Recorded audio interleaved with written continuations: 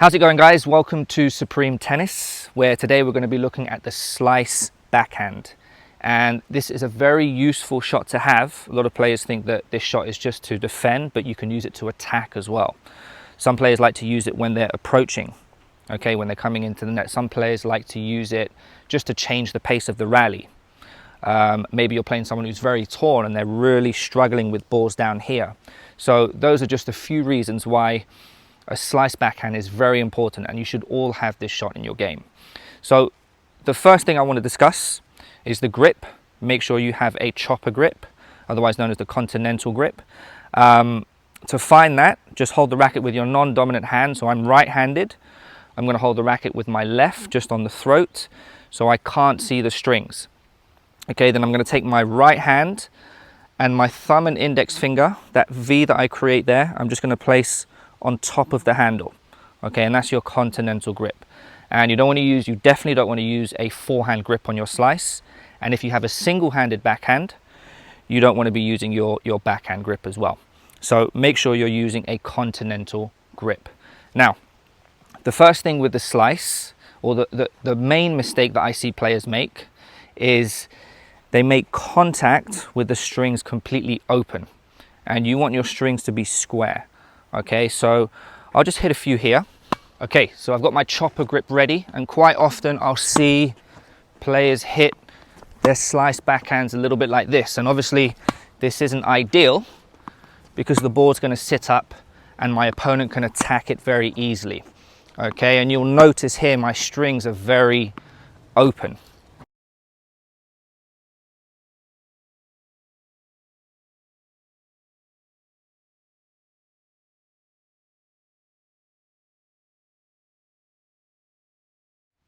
So instead, what we're going to try and do, we're going to have that chopper grip again.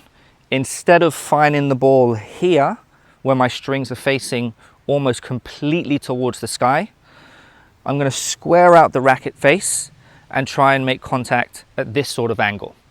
Okay, so you can see that maybe it's still slightly open, but it's almost completely square to the ball. And that's how we get the ball to stay low and penetrate through the court. Okay, so let's try it again with a square racket face this time. Okay, so my racket face is square. That one was maybe a little bit too floaty actually. All right, that one a little bit better. See if I can get it to stay a bit lower.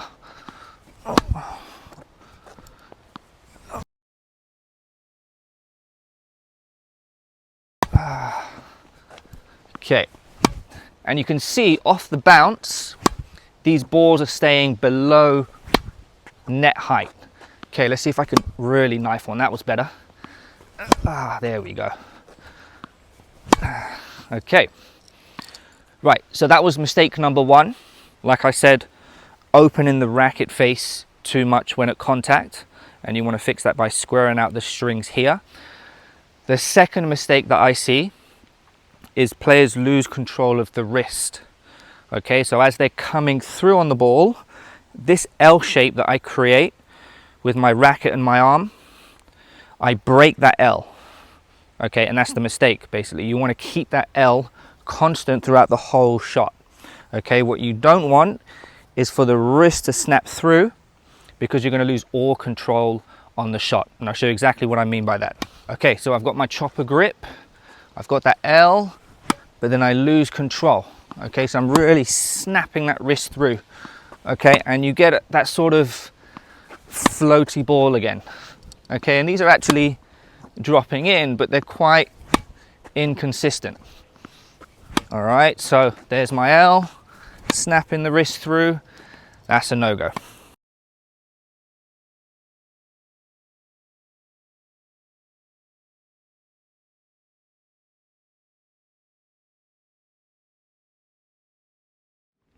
Okay, so this time I'm going to fix that, okay, by creating this L shape again in my take back. But as I step in and play the ball, I'm going to open this shoulder, but that L shape stays constant throughout the whole shot. Okay, so you can see here on the finish, I still have that L. Okay, so again, I'm in my ready position. I've got my chopper grip. I'm going to turn out to my left, chin on my shoulder. I'm going to step in, there's the L. and it stays constant throughout the whole shot. Okay, so let's actually demonstrate that with the ball. Okay, so here we go. Again, I've got my chopper grip. I'm going to square out the strings when at contact, but I'm going to keep that L shape constant throughout. Oh, let's try and get this one over. There we go.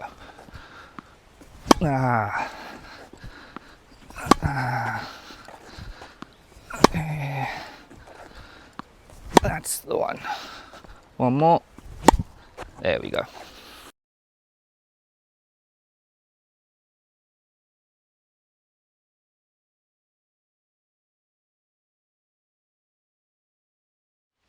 Okay, and this is going to take me on to mistake number 3 that I see very often with the slice backhand, especially if you're learning this shot very early on and players try to accelerate too much. And with the slice backhand, remember you're hitting with backspin. Okay, maybe a little bit of side spin as well, but mainly backspin. Now, with your topspin ground strokes, obviously the ball's spinning forward, so the ball's going to dip in, and the more you accelerate, the more dip you're likely to get. With the slice, the backspin obviously isn't going to get the ball to dip inside the court. So if you find you're missing a lot of slice backhands, it could be that you don't quite have the skill level or the feel of the shot yet. So I would suggest slowing it down a little bit. Okay, so I'm going to hit a few slice backhands at around 50%, 60%, and I'm just going to prioritize on making good contact and try to get the ball to stay as low as possible. And once I develop the feel, the control, once I feel a bit more comfortable with the shot, then I'll start to accelerate a bit more. Again, I've got my chopper grip. Remember, I want to keep my racket face square at contact. I'm going to keep that L constant. And for now, I'm just going to slow it down. I'm going to hit these at around 50%. Okay, so here we go. All right, so there we go, just 50%. Trying to keep the ball low. I'd say that one was a little bit too floaty. That was a little bit better. All right, okay, so I feel comfortable there at 50%. Now I'm going to turn it up to 60, maybe 70. Oh, that wasn't so good. Okay, and the better you get with the shot, the more feel you get, the more you can accelerate, the tougher it's obviously going to be for your opponent. All right, so let's try a few 80 and 90%. That was the one. Okay, is this ball coming? Is it coming? Where are you? There we go. Nope, that was terrible. Okay, there we go.